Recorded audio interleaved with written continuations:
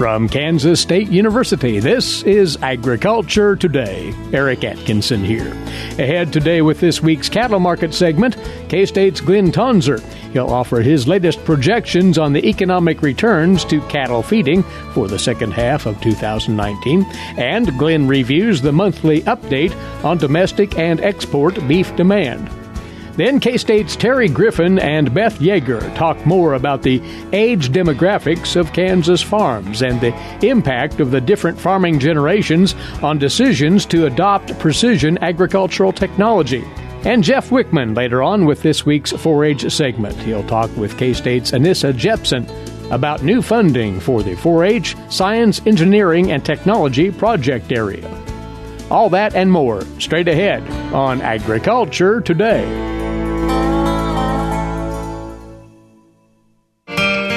Hamburgers, roast, ribs, steak, or whatever you prefer. Beef, it's what's for dinner. Kansas cattle farmers produce 7.5 million head of cattle per year.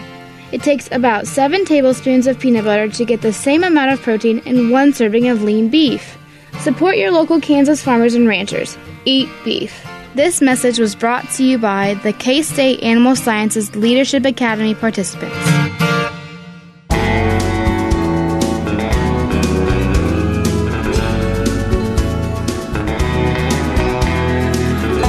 Thanks for listening in for this Agriculture Today on the K-State Radio Network. We'll catch you up on the cattle market trends now, as along with us once more, livestock economist Glynn Tonsor, K-State Research and Extension. We will look back at last Friday's USDA Cattle on Feed report. Also, Glynn is going to supply us his latest calculations on feedlot returns for the remainder of 2019. The markets this past week, Glynn, they leaned toward the downside, fairly modestly so, but nonetheless lower. Yeah, on balance, I'd say the marketplace is still sort of searching, looking for a positive catalyst. So on balance, we were flat or down, depending on the weight class and the type of cattle we're going to talk about. Let's just start with the cash trade. Here in Kansas, AMS called fed cattle 108 to 110. That'd be down $2 to flat compared to the prior week. The 5-area average through Thursday was 112. Feeder cattle, cash, Pratt on Thursday was 7-8 weights were 129 to 140. 8-9 weights were just a hair lower than that. More generally across the countryside, AMS called feeder cattle steady to down a couple bucks depending on the marketplace. And when you round that out, when you look at the board, June live cattle, it was 107 through Friday. That's down about $1.50 compared to the prior Friday. And then the August feeder cattle was 134 and change, down about $1.50 again from the prior Friday. On the meat side, cutout choice was 221 through the end of Thursday, down about $1 compared to the prior week. And then select was 201, down almost $2 compared to the prior week.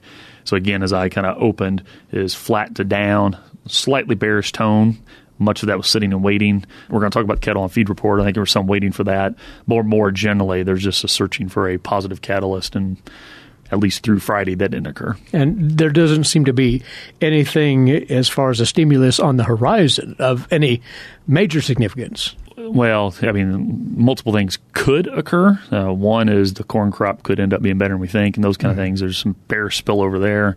The other one, and I'm sure our listeners get tired of us talking about it because it feels like for 2 years we have, but is any real development on the trade front would be good. And as much of that has to do with competing meats as it does beef directly. We'll get to that when we get to demand indices in a moment. But more generally, we know we have a lot of cattle, and therefore a lot of pounds. We don't know the demand side quite as strong in the future, and particularly on the export front, it's not as strong as we were last year. So that's given the market some pause. Is when you know you have a higher volume and you have some uncertainty on different components of demand, that doesn't set up well for prices. So I think that's what we continue to see. So we'll talk about the demand side in further detail in just a second. But on the supply side, the USDA's monthly cattle on feed report out Friday. Again, not any revelations there per se, were there? No, on balance, I'd say there's no big surprises. The June 1st inventory was up 2%. That's on the upper end of the pre-report range. Some might call it a big surprise. There's more cattle out there than we thought. I'm willing to call that in the realm of expected.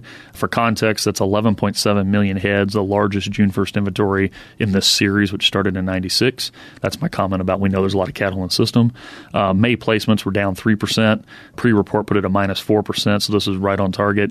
When you look at the weight categories, it is worth noting, compared to May of 18, There is an effort to place heavier weight class animals. So the classes of under 600 and 6 to 700 pounds were actually down compared to a year ago. The 7 to 8 and the 8 to 900 pound groupings were up. That shouldn't be surprising. More expensive corn is going to drive people's preference towards placing heavier.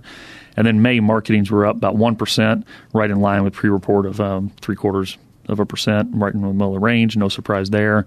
The fact that's positive is a good thing. The fact placements was slightly down might be supportive, but they're within the realm of pre-report expectations. So I honestly don't think this report will be a market mover. And if you break out the Kansas numbers, basically the same refrain on it? More or less. I think there is a little bit of a more general north-south pattern that's worth noting here, so I'll share a few of the big state numbers.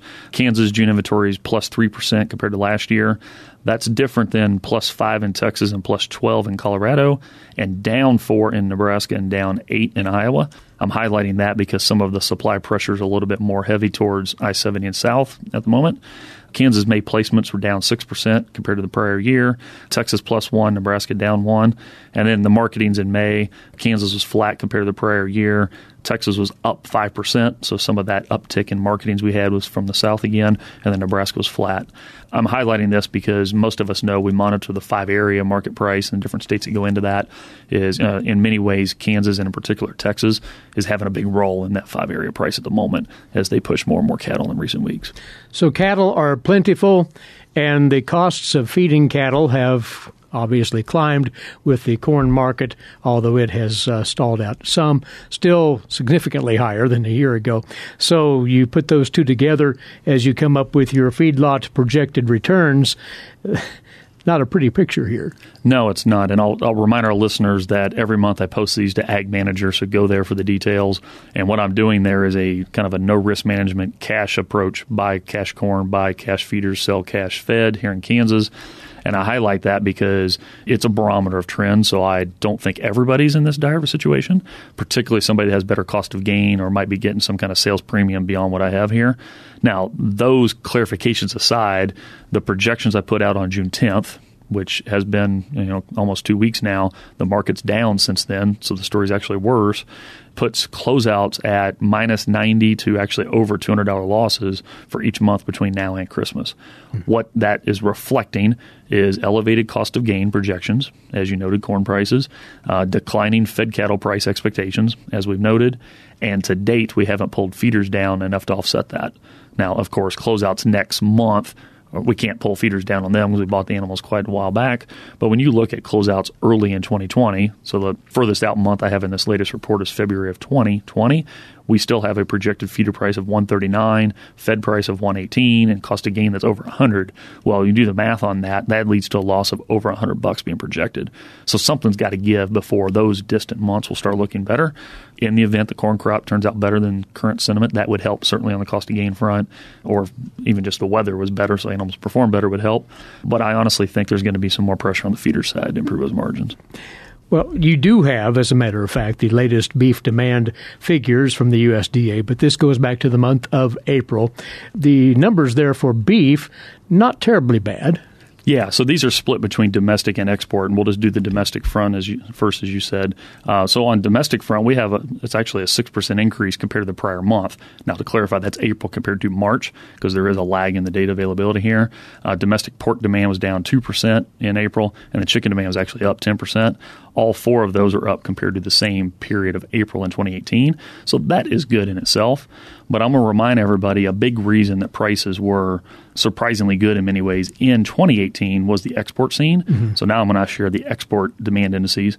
And in particular, these export demand indices for beef were way up in 2018. So we had high values last year we're now comparing to.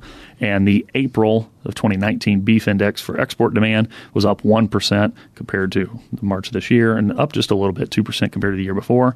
Pork, however, is down 7% from the same period a year before, and chicken down 9% from before. So when I'm alluding to this kind of trade impact, in many ways, yes, we have opportunity to improve the terms of beef trade, but we know we've taken a step back on some of our terms on the pork trade, and that's showing up on the pork demand indices, and I can't help but think that that's impacting these cattle markets as well. And once more, if something would break through in all of these trade concerns, to the positive? Why, that could be a catalyst fairly swiftly, it would seem. Oh, I would anticipate it would. So I'll remind our listeners that in the last, I'll just say 4 months to be complete, the lean hog contract has been whipsawed in many ways by uncertainty on what we may or may not end up sending to China or indirectly have as a result of the African swine fever response. So this is not wishing for clarification on the disease front. That would be good. But that same kind of market response, I would anticipate if we had positive clarification on trade policy, not just the disease and therefore the possible exports, but the actual terms of trade. I do anticipate the markets would react strongly if we had any positive development there. China is front and center on that, but even just finalizing the deal with Canada and Mexico would allow us to kind of wrap that up and move on. There's a fairly lengthy list with major partners that are on the to-do list of our negotiators. Well, you did want to finish with one particular note here for producers about the subsidy rates on livestock revenue protection. There will be a change there very soon that the producers should be aware of. Yeah, so effective July 1st, USDA's product, the LRP, Livestock Revenue Protection Policy, and it does operate as an insurance contract, which is available for feeder cattle price risk protections, reason I'm bringing it up. The federal subsidy will increase. Depending upon the exact contract you elect to purchase, the amount of that increase is going to go up. But regardless, what I would call risk premium, so what you have to pay for that coverage, is going to get cheaper than it was before. I would always encourage producers to consider this in their broader set of tools to possibly mitigate price risk. But with the federal subsidy going up, it's worth circling back to that. Mm-hmm. So even if this didn't fit in your own, for your operation in the past, maybe it does now. And to help with that, we actually have a resource on Ag Manager's website. It's called the K-State Feeder Cattle Risk Management Tool. Yes, that is a very unique and inspiring title, but that is what it's for. It's an Excel tool that allows you to say what the expected net selling price of feeder cattle will be if you do nothing. So just take the cash price, if you hedge using futures contracts or put options, as well as compared to this LRP product. I encourage our listening producers that might have an interest in that to use that tool to help them be more informed and make a better decision. And it is, as usual, on agmanager.info. That hike in the federal subsidy for LRP kicks in a week from today, July the 1st. So take due note of that. Glynn, we appreciate all of this, and we'll have you back soon. Thank you. Thanks, Eric. Livestock economist Glynn Tonsor, K-State Research and Extension, opening up this Monday edition of Agriculture Today. Did you eat today? Thank a farmer. A way to get more involved in agriculture is through 4-H and FFA. Through 4-H and FFA, we have been given multiple opportunities to grow as leaders and learn more about agriculture. You can learn skills related to jobs, public speaking skills, and you get the opportunity to travel around the country and meet new people. If you want more information about getting more involved in 4-H and FFA, visit them on their websites at kansasffa.org and kansas4h.org.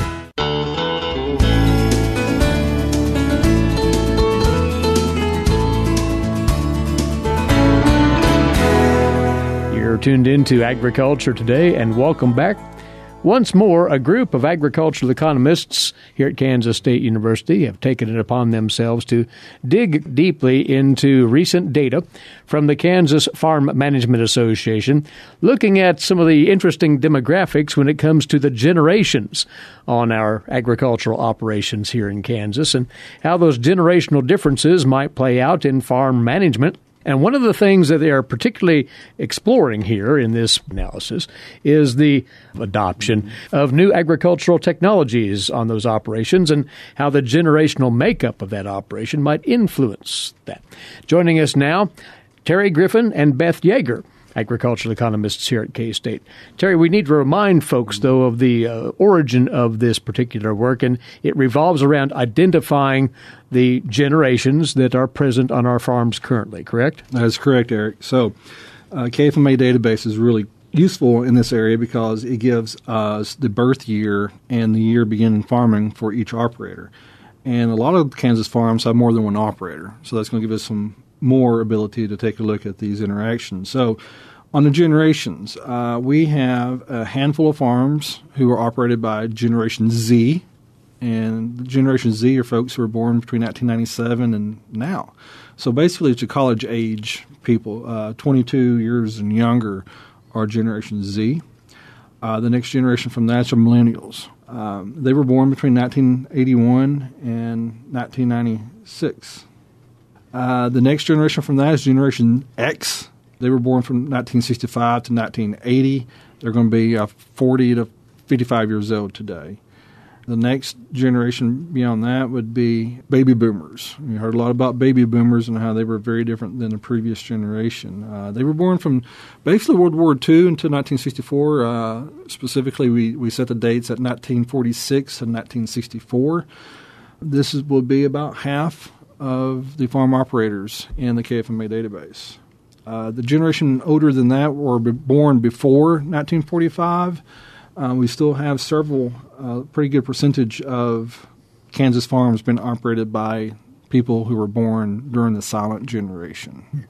We do need to note as well the other part of this is combining those with the data that KFMA has on the operations themselves, whether they are what you're calling sole proprietorships or multi-person operations. And then you get into all manner of combinations of generations potentially. Right. Most of the farms in the KFMA database are sole proprietors. There's one operator on the farm and only one operator. So we're looking at 80% of KFMA farms are sole proprietors. The other almost 20% would be multiple operators, where there is more than one operator that has management responsibilities. On these, the different operators could be the same generation, or they could be cross generation. They could be a husband and wife. They could be siblings. They could be the same generation, or they could be parent-child relationships, such that there are from different generations, or even two siblings could be from different generations as well. So there's all combinations, but we're looking at 440 individuals, operators, who are in this idea of more than one person per farm as operators. Now, standing alone, these generational demographics can be important information. But what you and your group of agricultural economists are doing with this is then linking it to various management options that may be out there for producers. We spoke about one of those recently in terms of what the generational effect on net farm income might be. Mm-hmm. But what we'll focus on today is how those various generations take to, if you will, new agricultural technologies as they come along. Beth, you are really honing in on that as your contribution to this work, correct? Exactly. So Terry and I have been looking for a while now at technology adoption, and we have data within the KFMA database or a subset of the KFMA database where we know when the farms adopted new technology and then if they disadopted that technology as well. So what we're able to do now with this demographic information is we're interested in, okay, is it actually younger farmers are possibly adopting these technologies sooner, adopting more of the technologies? If there's multiple operators on the farm, do they adopt technologies differently than those that are sole proprietorship? And then one of the things that, especially related to millennials, is if we think about this younger generation, many of them may have gone to college, they've taken courses where they've learned more about these technologies. When they come back to the farm operation or when they start their own farming operation, are they more likely to adopt these new technologies as well? So those are some of the things that we've started looking at with this data. One caveat is that this data set only goes back to 2012, so it doesn't span the entire time period of our KFMA data. So we're trying to piece together some things based off of when they entered into that farm operation and looking at who's there from 2012 on. We don't have the background for who the operators were prior to 2012. But to lend more specifics here, the technologies you are examining in this analysis, what are those so we have an idea of the actual scope of this? So we're looking at automated guidance, automated section control, a combine yield monitor, both with and without GPS. We also have included grid soil sampling, light bar guidance, and variable rate fertility, as well as variable rate seeding. So when you throw all of this together, you could come up with a multitude of findings here. First off, just the basic as far as the generations and their overall willingness to take on technologies in the broad sense. What did you find out? Well, our hypothesis is younger people like technology more so than older people. And our other hypothesis is younger generation may not have the financial ability to buy as much as what they'd like to have, as opposed to, let's say, boomers on the silent generation are suspected of having more cash available to buy stuff, but they do not have the interest.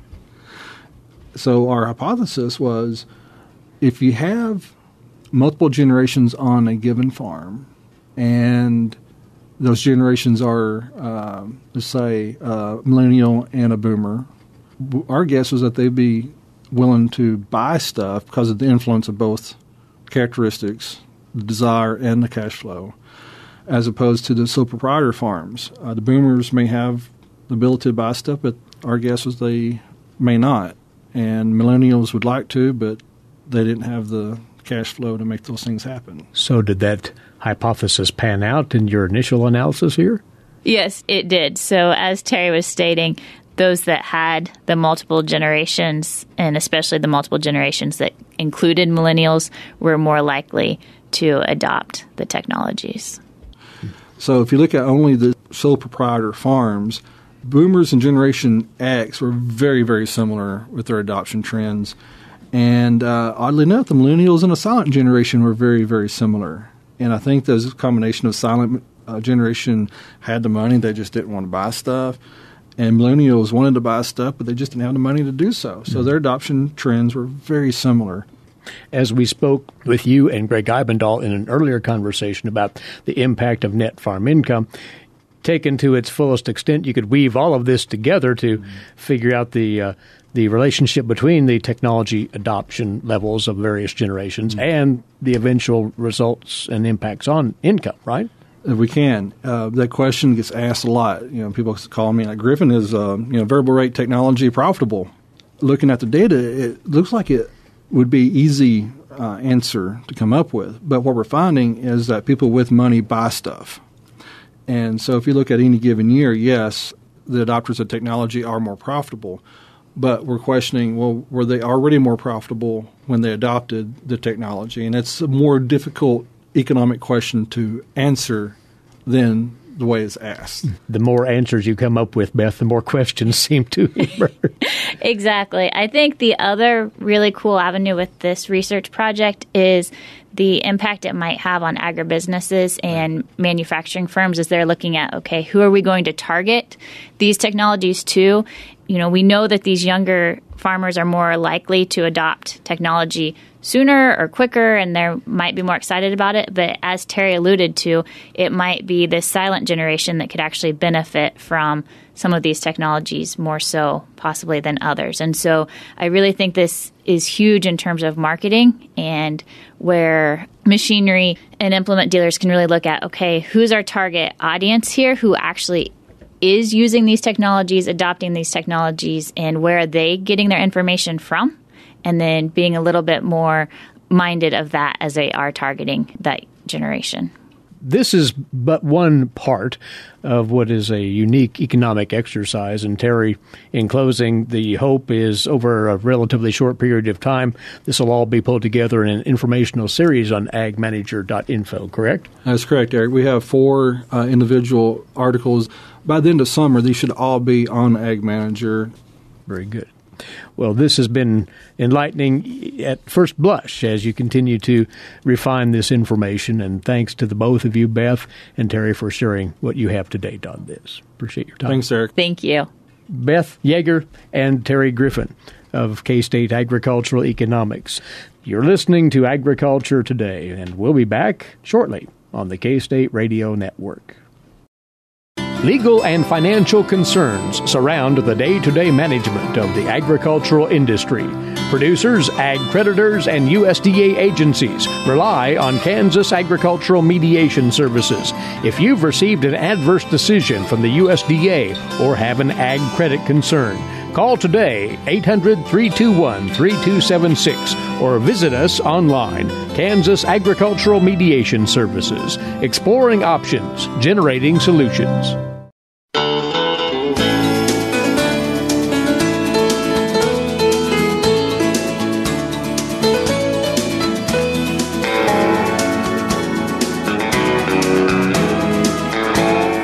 Coming to you from the campus of Kansas State University, this is Agriculture Today. Eric Atkinson here.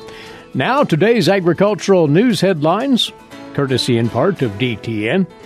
Farmers whose entire crop acreage was underwater this spring could lose a significant premium discount for enterprise unit insurance because they didn't plant the minimum acreage requirements under prevented planting coverage. A prominent Nebraska crop insurance agent, Ruth Gerdes, testified last week before a House Agriculture Subcommittee, saying that there are farmers with flooded fields who won't be able to meet the crop insurance 2020 rule, as it's called. That requires producers to plant the lesser of either 20 acres or 20% of their acres in an enterprise unit. Enterprise units combine all the acres of a crop in a county under a single policy for a producer. Those units receive deep discounts because the farmer has taken on more risk. Now, the result of not meeting those minimum planting requirements is that producers would lose the enterprise unit status and their crop insurance premiums would go up significantly. Gerdes said current year premiums could easily double for farmers. Asked by Representative Dusty Johnson at Thursday's hearing if there were any changes needed to prevented planting coverage, Gerdes said that lawmakers would probably start hearing more from farmers later this summer about those premium hikes. For some producers with high-risk ground, the premium on that unit could easily more than double, Gerdes explained. In a year like this, when the producer is prevented from planting the full farm, they should be allowed to keep that enterprise unit discount, according to Gerdes, because the intention was to plant it all. The USDA spokesperson emailed DTN on Friday that the Risk Management Agency is aware and is currently reviewing what options may be available to address the issue. Obviously, questions abound concerning prevented planting and the rules that apply. As for finding out more information, we hear from the USDA's Stephanie Ho. Where can you go if you need more information about changes relating to prevented planting? The best advice I can give producers is talk to your agent, because that agent has your specific numbers, your approved production history records, can tell you exactly what your prevent plant payments would be, give you options beyond that. Martin Barbary is the administrator of USDA's Risk Management Agency. We're seeing large numbers of notice of loss come in for prevent plant claims. Notice of loss means that a producer has decided to take prevent planting on maybe all of his acreage. That doesn't give us any guidance yet on what those actual acreage numbers will be. We just know there's a record number of notices of loss at this point. Another place to find relevant information is online. The other thing producers can do is go to the website of www.rma.usda.gov.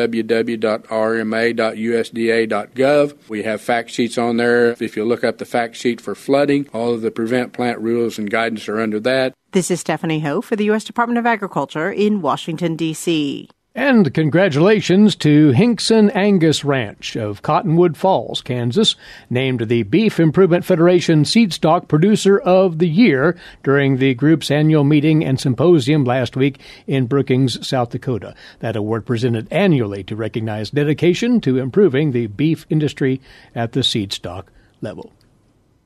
Next up on Agriculture Today, this week's edition of Tree Tales. Here's K-State forester Bob Atkinson. Bob? 93% of the 2.5 million acres of forest land in Kansas is privately owned. Therefore, the management of this valuable resource falls squarely on the shoulders of these owners. However, the Kansas legislature has also mandated Kansas Forest Service to provide oversight for this resource. It is in this spirit that the Kansas Forest Service offers a list of 10 commandments of good forestry. Thou shalt do something.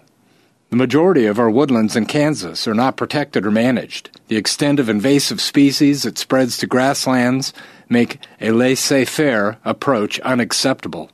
Managing woodlands increases the overall value of farming and ranching operations. Thou shalt control the spread of invasive species.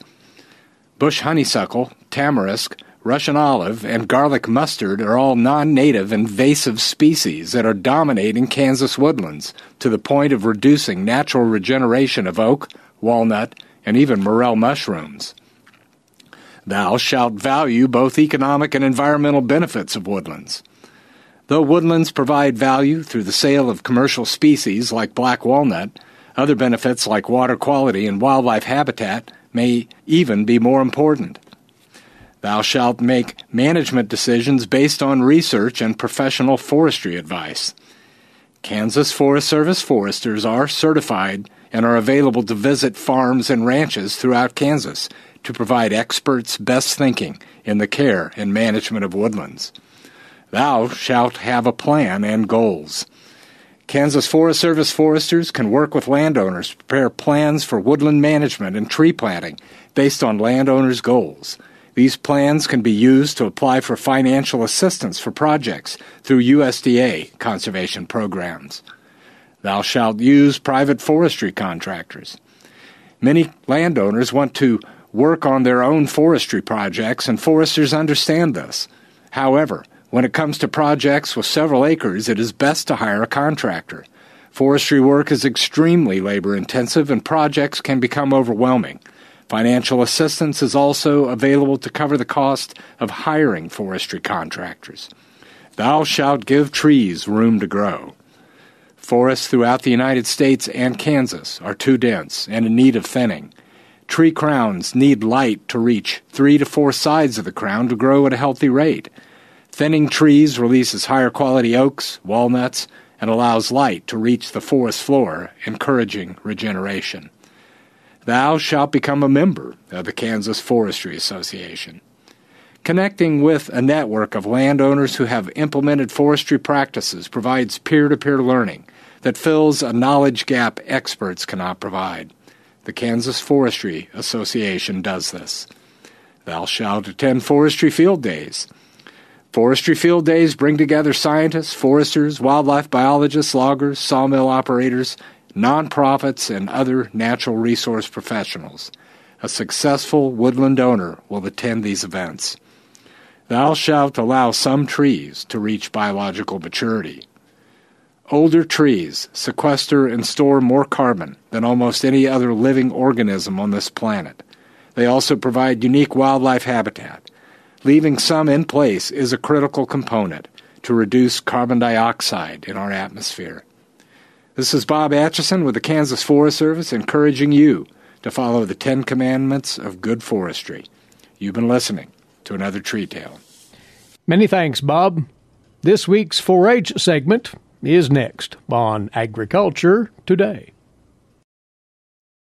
What is radon? Home exposure to radon gas is the leading cause of lung cancer death in the United States for non-smokers.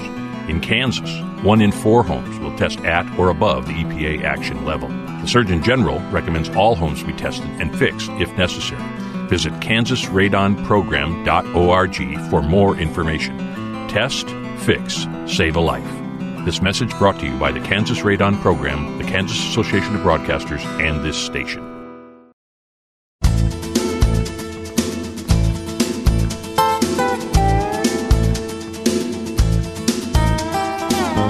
This is Agriculture Today. I'm Jeff Wickman. Kansas 4-H recently received several STEM, science, technology, engineering, and mathematics grants to enhance its programming for more than 5,000 youth participating in that project area. Kansas 4-H Extension Specialist Anissa Jepsen talks about how these grants benefit 4-H youth, extension agents, and volunteers. Anissa, a lot to talk about in terms of the STEM programming through Kansas 4-H. One of those is a recently received grant from Google. Yeah, we're really excited to announce that Kansas State 4-H and Johnson County Extension received a grant from Google in partnership with the National 4-H Council. This grant is in collaboration with 23 other states to bring computer science education to underserved youth in Kansas and across the country. This grant and Google support will help us to equip 4-H educators with new funding, some curriculum, training, devices, and then access to Google computer science experts, which is amazing. And then, as with most 4-H programs, our goal is to really have this program and the effort we used to create the program to be teen-led and peer-to-peer mentoring. We were able to go to some training that was provided in Utah with 2 Johnson County youth to learn more how to deliver programming and to mentor those other youth in computer science. So I'm really excited about this partnership, especially with Johnson County taking the lead on it. Their agent, Ami Lin, does an amazing job in the computer science area and with teaching youth how to take their passion for computer science and really translate that into teaching other youth. This is something that will help them to learn about computer science, technology. What exactly are they going to be learning here, I guess? So the exciting thing about this is that really it can go any way that the youth want to. Our focus across the state in this next coming year is probably going to be mostly on robotics. We're really excited because Google and National Youth Science Day just announced that their project this year in October will be Game Changers. And so it helps us take that computer science, the principles of computer science, and really learn how to make games, because it seems like that's the really big push right now. You're either going to be a YouTube star or you're going to create games. And so while we're not maybe helping them with the YouTube part of it, we are going to help them learn the basis on how computer science and programming can be translated into gaming, into solving problems, and really focusing on what they want to do and what they want to learn with the guidance of agents and volunteers and other adults. And that's really exciting, the fact that they're going to have a chance to tailor this to meet their needs. And that's really what 4-H has done all along, is find a way to get information into the hands of youth and let them take it from there. That's right. And we just want to continue doing that. We know that our STEM programming, our space tech project area has over 5,000 youth signed up. So we know that this is something that has potential for growth. We know that schools are really looking to move towards project-based learning, which is what 4-H has been doing for over 100 years. So we want to make sure that we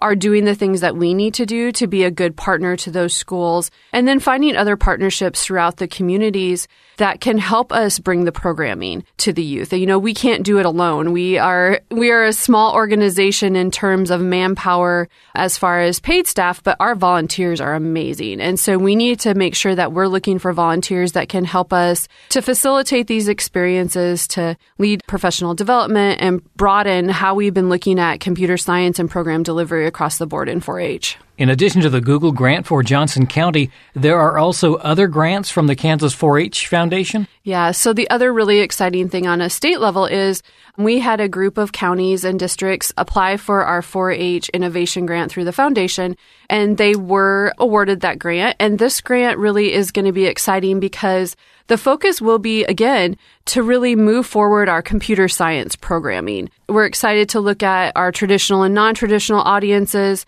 think about ways that we can bring robotics and the things that the kids are really excited about to those counties. And with help with the foundation, we're able to do that. We have some really great agents that are spearheading that, and then it will be rolled out statewide eventually. And then there's also opportunities for professional development. Yeah, so this is a really another exciting thing that is coming up in this fall. And in partnership with Maine Mathematics and Science Alliance, Kansas is going to have the opportunity to participate in ACRES training, which is after-school coaching for reflective educators in STEM. You know, we all love those acronyms. So the really cool thing about this is that it's virtual sessions. They're 2-hour sessions. They happen over 2 months. And it's going to give our agents and volunteers an opportunity to learn about asking purposeful questions, giving youth voice and choice, and then developing STEM identities. The things that a lot of times we might not think that we're comfortable doing as professionals when it comes to science. Sometimes that can be a little scary. But this ACRES training will help give our agents and our volunteers the tools they need so that they can lead these experiences with the youth. So I'm really excited that we are able to be a part of that. I think a lot of people know the space tech falls within this category. Mm-hmm. What other things fall within kind of the STEM programming? So that's the best part about STEM. This is the part that it really excites me because STEM is in everything. Any project area that a youth does in 4-H has some part of science, technology, engineering, or math. We're an ag state, and the biggest innovators in STEM and science are those ag fields. I think back to looking at people doing crop surveillance and drones for doing things, and it's like anything that a youth wants to do, there's STEM in it. And I think that we shouldn't just always try to pigeonhole, oh, this is a STEM project or this isn't a STEM project. STEM is a part of everything we do. And I think as soon as we make that conversation a little more accessible, we'll realize that science isn't scary. And we just need to know how to direct those purposeful questions and let youth really take the lead on what they want to know. And we just act as facilitators. We don't teach them anything. We're just guiding their journey. And the youth that are in the program and coming into the program, they have grown up with all of this technology, all this science and engineering and mathematics. So they're probably leaps and bounds ahead of where we were at that stage of our life. Exactly. I've been to several events and trainings where we've really seen youth that are really passionate about the things that they're doing, whether it is a really focused STEM project area or it's something else. And youth know what they want and what they want to do. And they just need us as adults and peer mentors to really guide their questioning and their processing so that they can think about the ways to really examine what they want to learn and move forward in that area. There's nothing more exciting if you've ever been to a robotics challenge to see the fire in all those youth's eyes and just really know that they love what they're doing. And we just need to kind of step back and let them do that. That's Kansas 4-H Extension Specialist Anissa Jepsen. To learn more about opportunities in science, engineering, and technology, contact your local extension office or visit kansas4h.org. And that'll do it for this edition of Agriculture Today. For Eric Atkinson, I'm Jeff Wickman. This is the K-State Radio Network.